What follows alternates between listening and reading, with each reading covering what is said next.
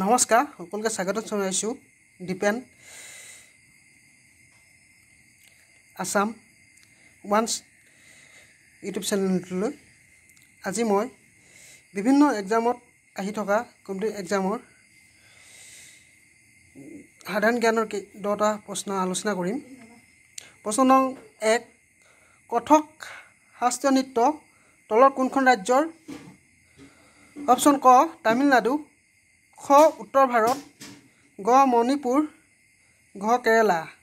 শুদ্ধ উত্তৰ খ উত্তৰ ভাৰত। প্ৰশ্ন নং 2, ৰাষ্ট্ৰীয় সংগীতটো প্ৰথম কোন বছৰত গোৱা হৈছিল? অপশ্যন ক 1911, অপশ্যন খ 1913, অপশ্যন গ 1936, অপশ্যন ঘ 1935। শুদ্ধ উত্তৰ হৈছে অপশ্যন ক 1911 চন। 3 নং প্ৰশ্ন, ভাৰতীয় জাতীয় পতাকাৰ প্ৰস্থ আৰু দিশ অনুপাত? অপশ্যন ক 3:5, অপশ্যন খ 2:3, অপশ্যন গ 2:4, অপশ্যন ঘ 3:4। শুদ্ধ উত্তৰ অপশ্যন খ 2:3। প্ৰশ্ন নং 4, কথাকলিৰ লোকনৃত্য তলৰ কোনখন ৰাজ্যৰ? অপশ্যন ক কৰ্ণাটক, অপশ্যন খ উৰিষ্যা, অপশ্যন গ কেৰালা, ঘ মণিপুৰ। শুদ্ধ উত্তৰ গ কেৰালা।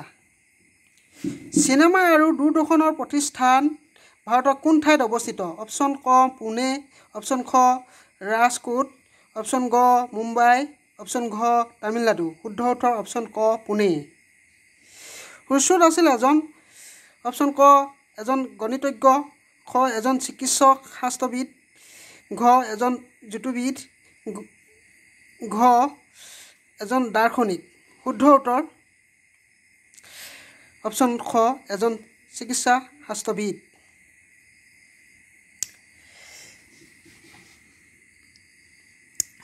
প্ৰশ্ন নং 7, মোগলৰ ভূমি নীতি জনক আছিল? অপশ্যন ক তোডৰমল, খ আকবৰ, গ আবুল ফজল, ঘ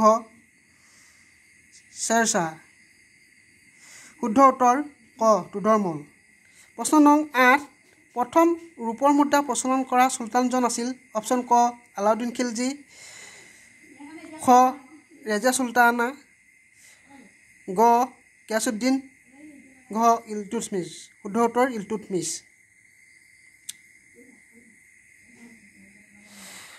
প্ৰশ্ন নং 9, ইলোৰা গুহা ক'ত অৱস্থিত?